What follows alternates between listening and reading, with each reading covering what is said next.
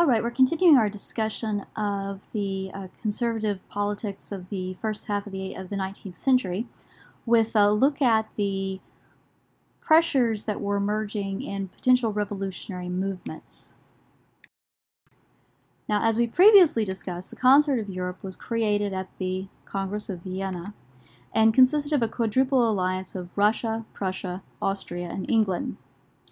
And it was built on this notion that to protect stability in Europe, all the nations must work through maintaining the balance of power and legitimate monarchies, in addition to an agreement that one nation cannot simply create problems if other nations are working together to keep the order. So any sort of international incident would be handled by the concert, the nations working together.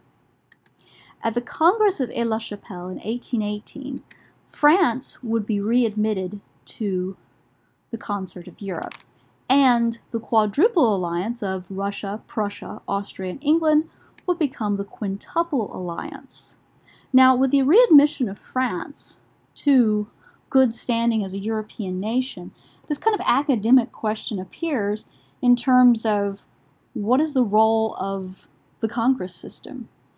And we see these kind of arguments between Tsar Alexander, who views it as the whole purpose is to dramatically preserve and police the existing borders and suppress revolutionary movements. Whereas the British representative, Foreign Minister Viscount Castlereagh, he viewed it as silly. I mean, the whole purpose was simply to prevent France from losing control of its revolutionaries and causing problems. So there's already these tensions that have emerged, and we're going to see these tensions become ever more pronounced. Trouble will be brewing in the 1820s. We have two issues. The Spanish Revolt starting in 1820 in January, and it will be a revolution against the quote-unquote legitimate monarch, Ferdinand VII. Ferdinand VII was a Bourbon who had been restored to the Spanish throne following the Congress of Vienna. The family was technically, by the virtues of the Congress of Vienna, the one that was supposed to be in power. Didn't mean the citizens liked it, and he had been pretty repressive when he came back to power. And, of course, this had not set well with the Spanish people. Now, the other issue that will emerge is in Naples, where you'll see a secret liberal nationalist group called Carbonari, and they'll be revolting against yet another Ferdinand, Ferdinand I, who's the king of the Kingdom of the Two Sicilies, which was, again, a quote-unquote legitimate monarchy that had been put in place by the Congress of Vienna and aligned with the Habsburg dynasty. They're not Italians in the least sense, but and again, so you have these two revolts taking place. In 1820, the nations of Austria, Prussia, Russia, England, and now France will meet together at the Congress of Trepaux, and the question on the table will be, can we intervene? Can we intervene in these disturbances? And Metternich was particularly concerned about this nationalist movement that was emerging in Naples. And the fear was that if it spread into the Habsburg territories, it would just simply tear them apart. Great Britain, however, is not in agreement with any of it, because they just don't see where that even matters to what they're concerned with. And we'll see this appearance of a new alliance within the alliance, and the Tsar of Russia, Alexander I, will persuade Austria and Prussia to side with him and create a protocol of Troppau, which is a declaration of the right and stable governments to intervene to restore order in countries that would be threatened by revolution. And this was not so much something that would cause any action, but it was the kind of setting the basis for the action to come. At the Congress of Laibach in January of 1821, a short time later, this is when we're going to see the Austrians' right to intervene in Italy emerge. But it was that previous kind of setting the stage with the Protocol of Troppau, specifically the Russians, Prussians, and Austrians working together, that allow for a justification of the Austrian intervention. And the Austrians will quickly march into Naples, quash the revolution, and restore the unconstitutional monarchy that the people did not like. In 1822, the Congress of Verona will meet, and the issue is over the Spanish question, which is still going on. And on the agenda, resolve the Spanish problem. Austria, Prussia, Russia all support French military intervention in Spain. And this is kind of key. If you think about it, just go back to what we were talking about with Congress of Vienna. They were meeting in 1815 to deal with the fact that France had become too powerful and to punish France for more or less taking over all of Europe. Now, 1822, France is being allowed to march back into Spain with troops and intervene in Spanish issues. But what's really telling here isn't so much that as it is this sincere belief in the balance of power, this sincere belief in these legitimate monarchies. France leaves troops in Spain until 1827. Then they pull them out. Once it seems that the Bourbon monarchy is going to be secure there, the job is over and they simply recall their troops home. Now the British are not going to play this game. And this will kind of be the end point for British action in the continental affairs. So they're still there at the table, but they're just not going to be a major player because they don't see any value to it. Why waste your energies trying to police all these little surrounding states on the European continent? Now, much of this is simply because Britain is not on the European continent, but there's this real shift in what the British are seeing, what they think that this Congress system is meant for. And this also comes about because the British have a new foreign minister with George Canning, and he's far more concerned with the British Empire. And he uses the Congress of Verona as a good way to reaffirm the Monroe Doctrine. And as we know from our American history class, Monroe Doctrine was essentially a statement made by the Americans that said, no more European colonization in the Western Hemisphere. Well, for the British, it wasn't too bad because they were already in the Western Hemisphere. But with Spain's empire falling to pieces, the concern was you didn't want the French reinserting themselves, or, heaven forbid, if the Russians decided to take a piece of the Western Hemisphere. So this commitment that they would leave, the Spanish Empire to crumble onto itself and not intervene and respect the Monroe Doctrine.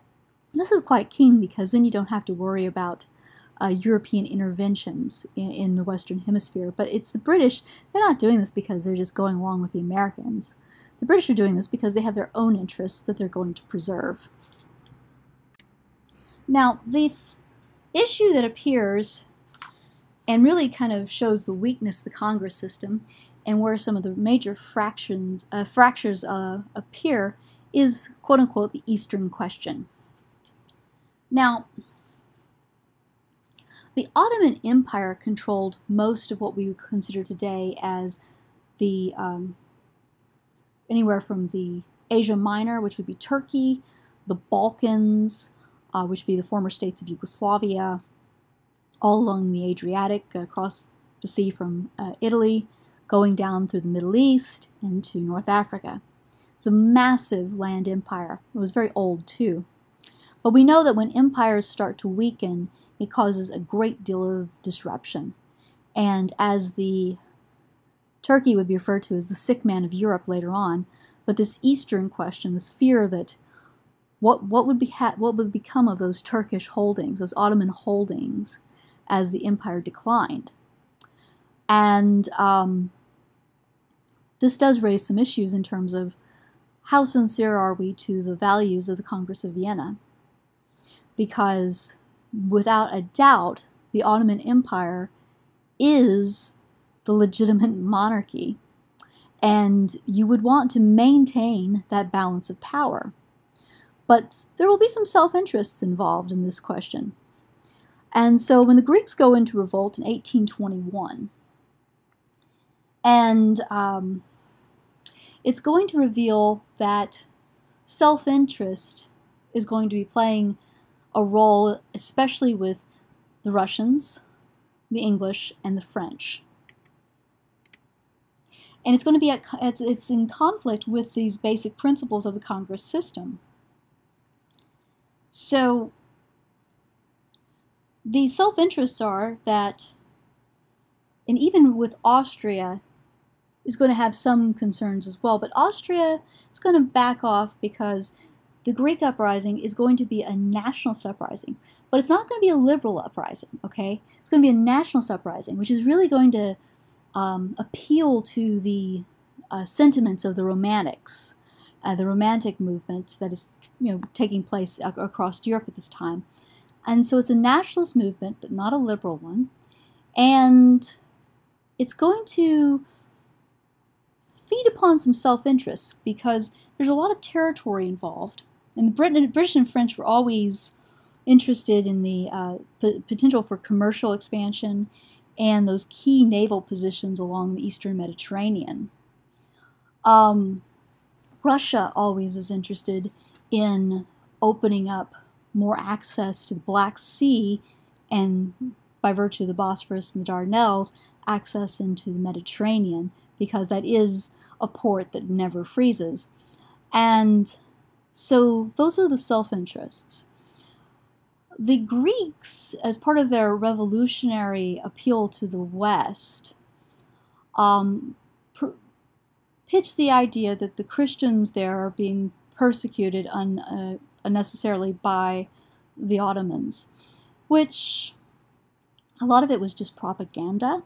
They weren't necessarily, nothing had changed too much, but in making these appeals, they're trying to appeal to supporters, and so, especially with the Russians want to liberate their Christian brothers and protect them from what persecution might be happening, which for the most part, if you think about it, the Ottoman Empire had a very progressive approach to religious minorities.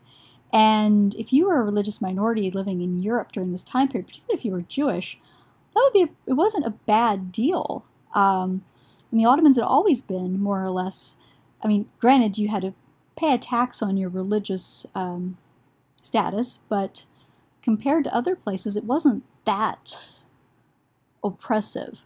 But the appeal is made based on that.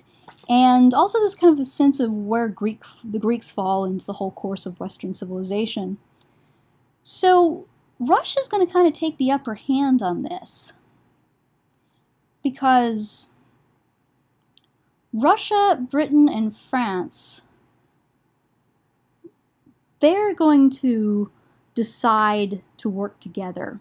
And the notion is that an independent Greece would far benefit their own interests, more so than Greece being controlled by its traditional place in the Ottoman Empire. And so they'll sign a Treaty of London in 1827, creating an alliance amongst themselves. And their alliance of England, France, and Russia will demand that the Turks recognize Greek independence. And so this new alliance, or alliance within alliances of England, France, and Russia, they send a combined fleet to take on the allied Turco-Egyptian fleet and have a pretty decisive naval victory. And the Russians will send troops into what is now Romania, which was also part of the Ottoman lands, and ultimately take that territory with the Treaty of Adrianople. So Russia's coming in across land, and they're not liberating anybody. They're just taking territory that they wanted. And within the Treaty of Adrianople, it's also going to say that the Turks must allow Britain, France, and Russia to decide the future of Greece. And in 1830, that Second Treaty of London declares Greece an independent kingdom. So this kind of turns this whole Congress system on its head, because now you have Russia, England, France working in their own interests and basically forcing a legitimate monarchy to allow them to determine the fate of a rebellious state. And that's how we secure Greek independence. And it's really a good example of when and where personal political interests are in light of this kind of spirit of repressive conservatism that was put in place by the Congress of Vienna. And we'll come back to the Greeks later on, don't worry. Autocracy in Russia, and the rule of Nicholas is going to be extraordinarily oppressive because it starts out with, suppressing a revolt. I mean, his first real actions are that you had half your military not want to follow you, and so this paranoia about the potential for revolution is going to, be an undercurrent to his entire reign. And his fear of change will prevent reforms, and it's actually going to become Russia will become more entrenched and less capable of adapting to reforms, and sowing additional difficulties that we'll see even later on towards the beginnings of the 20th century. So ending serfdom is not going to happen, because for Nicholas, he will lose the support of the rest of the nobility. And so what he gives his people is a return to tradition, an official nationality. That's what the Russians were missing, according to Nicholas. And so we will just simply impose this nationalism upon you. Now, if you think about what nationalism is, it's supposed to be kind of this organic thing that rises from the people. No, in the Russian case, it's, I'm going to hand you nationality, and at the core of it will be the Russian Orthodox Church. It will provide a basis for morality, education, intellectual life, and unrestrained power for the Tsar. And with it comes a slogan, and this is where the title here for our slide is, the national slogan of this new nationalist movement within Russia is orthodoxy, autocracy, and nationalism. And that was about as close as the Russians got to liberalism during this time period. Meanwhile, the Poles uprise in 1832, because if you think about it, the Polish people, they had pretty much had their country divided in two and handed over in part to the Prussians and the Russians at the conclusion of the Congress of Vienna. And so their efforts to seek independence make sense, based again on nationalist values. And Nicholas just sees this as another example of the fight that he's going to have to fight during his reign, and he issues what's called the Organic Statute, which basically says that Poland is deeply and inextricably tied to Russia for its leadership. And so it's pretty much a statement saying that no, Poland cannot have its independence because Russia does not will it. And overall, Russia's foreign policy simply becomes more reactionary and continues to do so throughout this period. So not much is happening in the East in terms of liberal movements.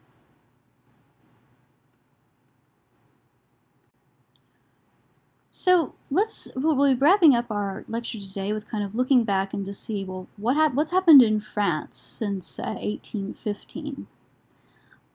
Because we said that at the Congress of Aix-la-Chapelle in 1818, France was readmitted to the European nations and made part of the Quintuple Alliance. Well, let's see what's happened in France to ensure that. So Napoleon had been part of a revolutionary fervor that had ended up executing Louis XVI as part of the Reign of Terror.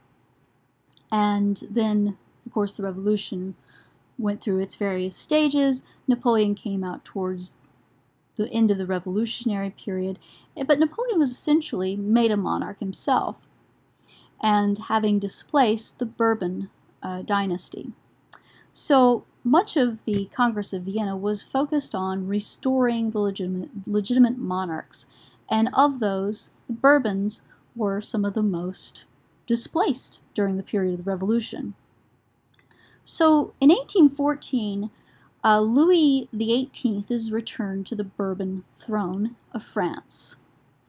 And having seen kind of the revolutionary tendencies of the French mob, he quickly agrees to a constitutional monarchy.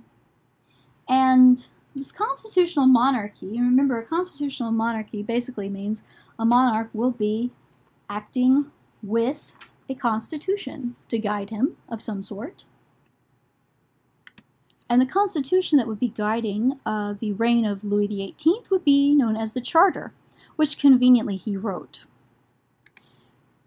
It combines a hereditary monarchy with a bicameral legislature modeled on the British Parliament. So a chamber of peers, which would be comparable to the British House of Lords. Basically, it's a part of the bicameral arrangement where your upper house is made up of the titled nobility, and then a chamber of deputies, comparable to the British House of Commons, which would be elected. But the Charter guaranteed most of the Declaration of Rights of Man. It would recognize the Napoleonic Code, which had essentially made for laws in place, a civil law code. It did not challenge property rights from the revolutionary upheavals.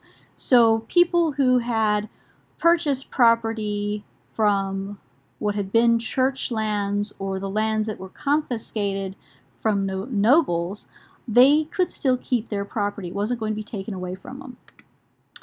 And it also extended religious toleration. However, Roman Catholicism would continue to be the official religion. Now, that was the constitutional monarchy that Louis XVIII was putting in place. There were people that this was way too liberal. This was too much of a concession to offer to the people who had recently, removed the heads of several of your family members. And you have this group called ultra-royalists. So the ultra-royalism is the name of this movement. And the ultra-royalists are extraordinarily reactionary and about as conservative as you get. And they're led by Louis XVIII's brother, the Count of Artois. And the Count of Artois is very much wanting no concessions to be made along any liberal lines. And they're bent on revenge for the revolution, which, if you think about it from their point of view, well, they have a pretty good reason to want revenge. Not to say that they should have it. They even engage in something called the White Terror in 1815, which these royalists, they go and they murder, kind of comparable to the Reign of Terror. They execute a few thousands of liberals that had been former revolutionaries. And when the first election of 1816 comes up to elect the Chamber of Deputies, following this kind of orchestrated list of candidates that the Count of Artois puts together, they load the Chamber of Deputies full of these, these really ardent royalists, so much so that Louis will dissolve the chamber immediately and call for a new election in hopes of getting a better liberal balance, because he correctly sees it as the ultra-royalists are just going to push us back into another revolution. And so he's trying to, negotiate kind of a peace between, what could be revolutionaries and the reactionism within his own ranks. Now, it goes well for a little while, but the backlash begins rather soon with the murder of Charles Ferdinand, the Duc de Berry, who is the son of the Count of Artois. And so in February 1820, the Duc de Berry was assassinated. And presumably his assassin was, again, one of these revolutionary liberals that the ultra-royalists had been warning everyone about. So this will push Louis XVIII more towards the ultra-royalists, and he allows them to respond because the ultra-royalists, including his own brother, are blaming his ministers' willingness to work with the liberal politicians. And so the repressive measures are, these challenges to these liberal ideals, and it's a case of voting rights are going to be curtailed, so they'll put in new election laws requiring more property to vote than just allowing for everyone to vote. Now there's going to be some property restrictions so that only the right sort can vote, and censorship of the press, because the fear was the press was always inflaming these situations. Liberals will be driven out of public life. They'll be forced to go aground and essentially be made into illegal societies. And this royalist vindication will be, if you think back to with the Congress, the Concert of Europe's willingness to allow the French to go into Spain and crush the uprising to restore Ferdinand VII to the throne, the royalists will see this as a vindication that now the rest of Europe, or those that the ruling powers, agree with us, and that we are the ones who should be in charge. Things will only get worse in the 1820s for the French. In 1824, Count of Artois will become Charles X. With the death of his brother, Louis XVIII is dead, and so Charles X takes the throne. And he institutes a series of repressive measures, again, designed to crush out any liberal sentiment. The Chamber of Deputies is forced to create a new indemnity to repay the survivors of those who had fled France during the Revolution and therefore lost their land. So, and this fund, which is kind of key to it, the fund will be based on taking interest money on government bonds. So reducing the interest rate of government bonds. So the middle class who had invested heavily in government bonds will have their interest rate cut on those bonds, and that money will go to basically just pay off the old nobility. And that doesn't make you any friends with the middle class. Charles will also restore the rule of primogeniture, where the oldest heir inherits everything. There's no ability to divide things. that the oldest heir, the oldest male heir, is the one who inherits it all. Increased the power of the church. New laws prohibiting sacrilege, blasphemy, things like that, and securing the church's authority over education. And again, taking bits and pieces out of those concessions that Louis XVIII had agreed to.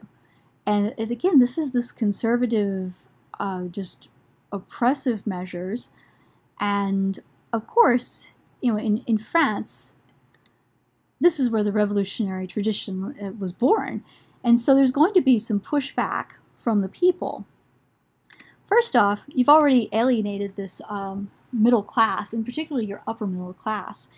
And so when the elections come around 1827, the Liberals will take the Chamber of Deputies by force. I mean, they're going to win all of the seats and push for a compromise, wanting to turn the clock back and get this constitutional monarchy back in place.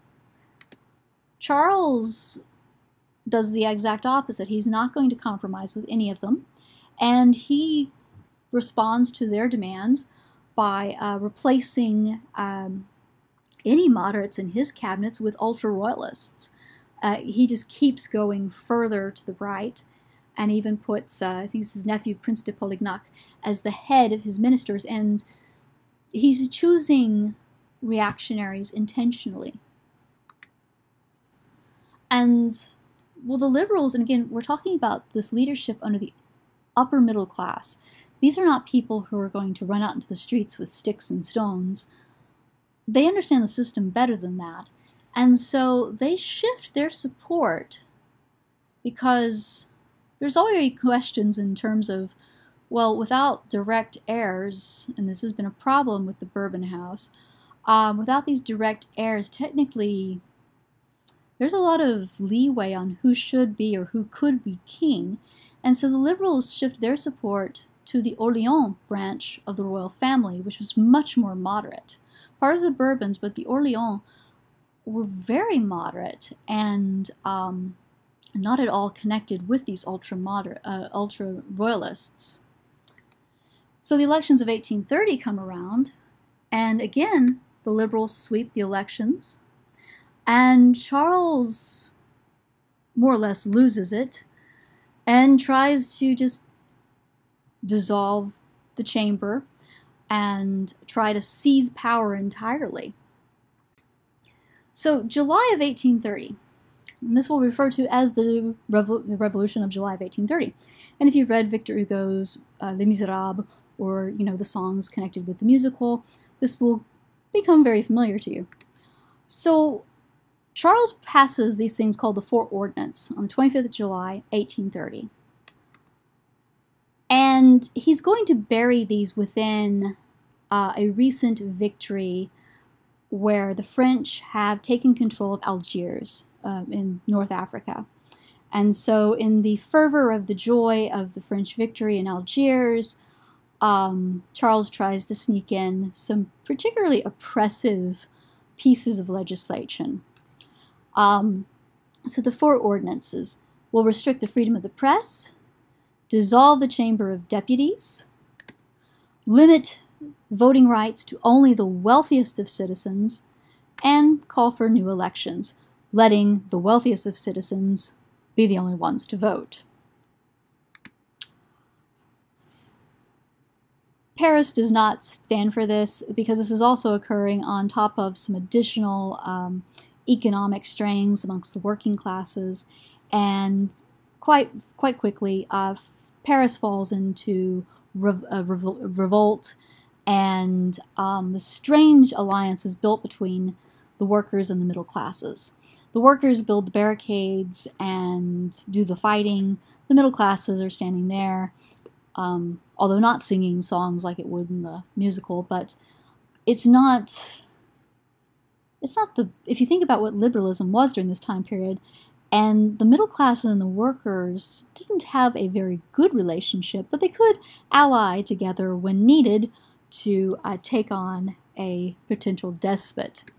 This is what happened. The royalists lose control of Paris, and there's no hope in getting it back, particularly with all of the support that's suddenly behind the Duke of Orleans as Charles's replacement, and Charles abdicates on the 2nd of August. It's a very quick revolution, not bloodless. It was actually pretty bloody, and the Chamber of Deputies, in the good British tradition, they offer, much like the British had offered the crown to William of Orange back in the 1680s, the Chamber of Deputies, they will offer the crown to Louis Philippe, the Duke of Orleans, and bring in their own new king. And they do it quickly because the fear was that had the workers had their way, the liberal middle class would have ended up with a republic, which would have not been to their benefit. Because remember, the liberal middle class isn't necessarily in favor of everybody having a right to vote. So we end up with this July monarchy in France. And it is an extraordinary exercise in a liberal government of the middle class's making. Because Louis Philippe, the Duke of Orleans, is himself very bourgeois. He is someone that people consider almost more middle class than he was noble, but he is a very moderate Bourbon. And they like to call him the citizen king. And again, that's part of his identity, is more so of member of the middle class.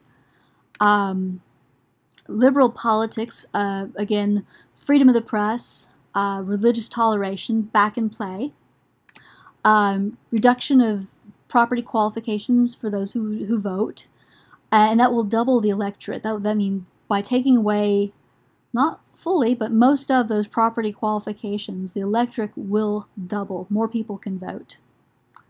The Chamber of Peers is dissolved.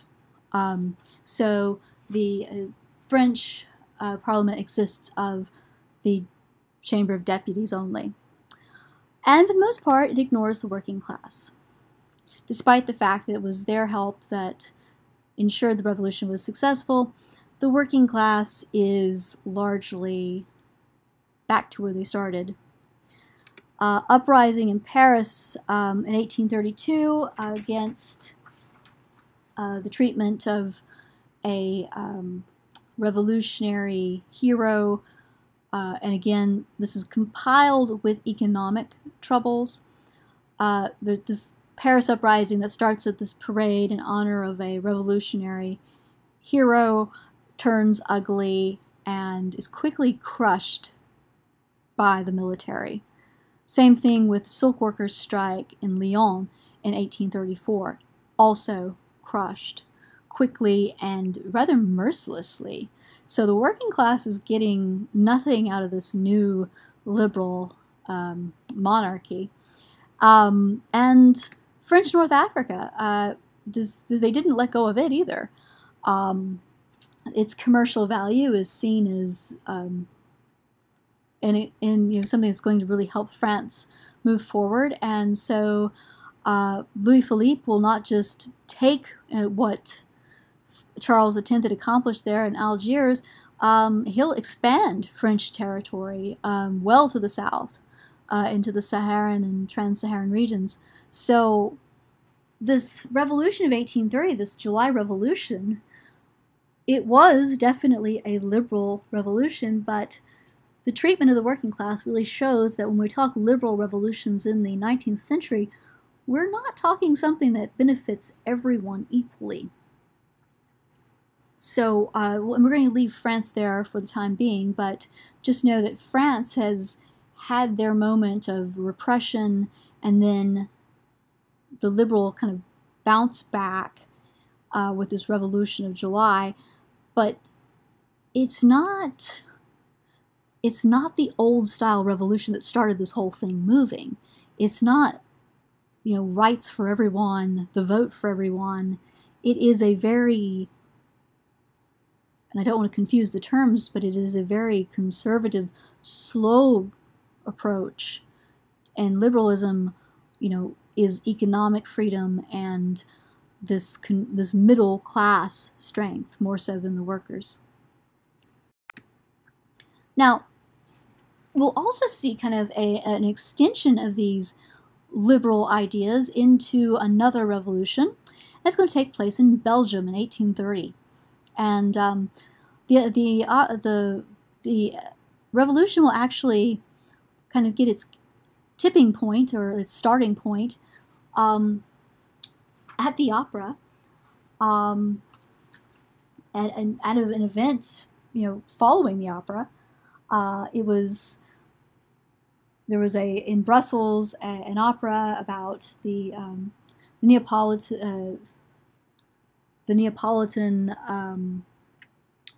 revolution, and so the Belgians will take to the streets because at the end of the Congress of Vienna,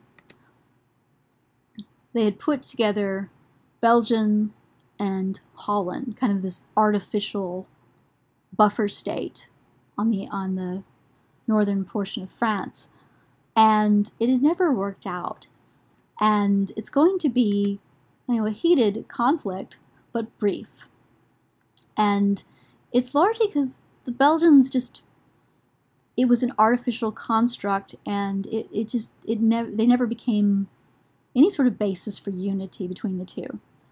And the National Congress gets together, writes a liberal constitution in 1831.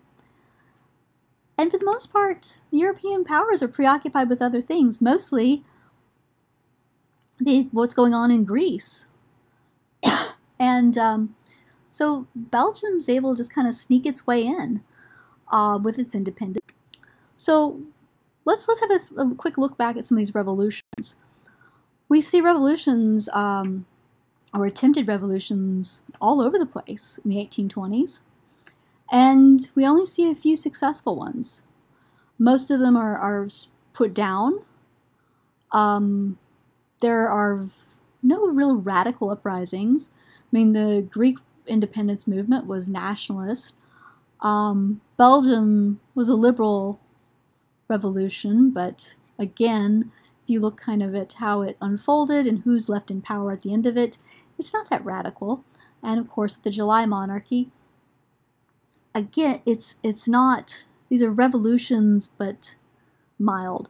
And the real losers in all of it were the common people. So that's going to create a problem moving forward.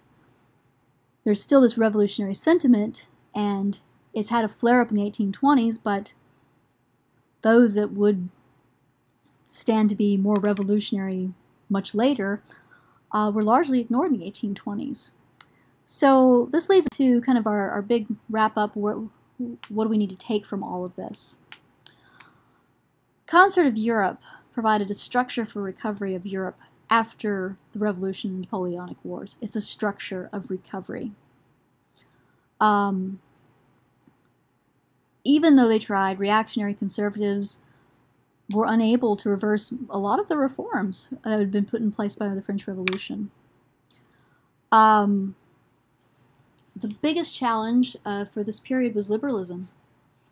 And it was very appealing, and these are the successful revolutions. But if we're looking for these successful revolutions, they're only in Western Europe, Belgium, France, and that success depends on popular support. But you also have to have the leadership of the middle classes. These aren't revolutions rising from below. And that the middle class were the most, this is who benefited the most. The workers, as I said before, were left empty-handed, and that's going to create a lot of unfinished business for this time period, and we're going to see it come back around. And again, I understand this is a lot of information to digest quite quickly, but what we're doing here is we're establishing a big contextual story, and this will all kind of come together more so as we start applying it to what we're seeing in some of our readings. But let's look at this kind of a last map of Europe before we step away, and some of these key things that you need to have in your notes.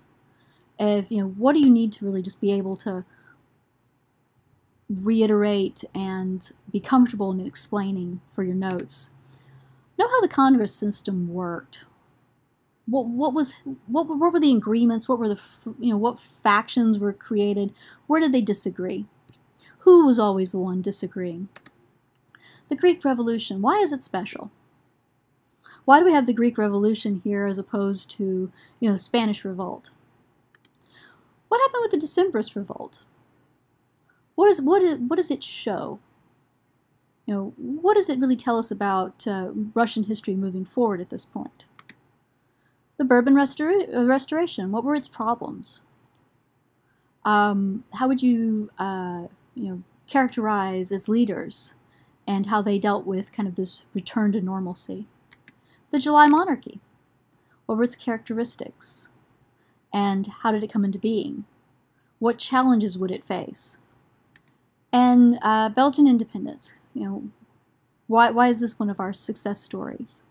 It's also important to know the significance of the following individuals: George Canning, Louis XVIII, Charles X, Louis Philippe, Lord Palmerston, Prince Leopold of Saxe-Coburg.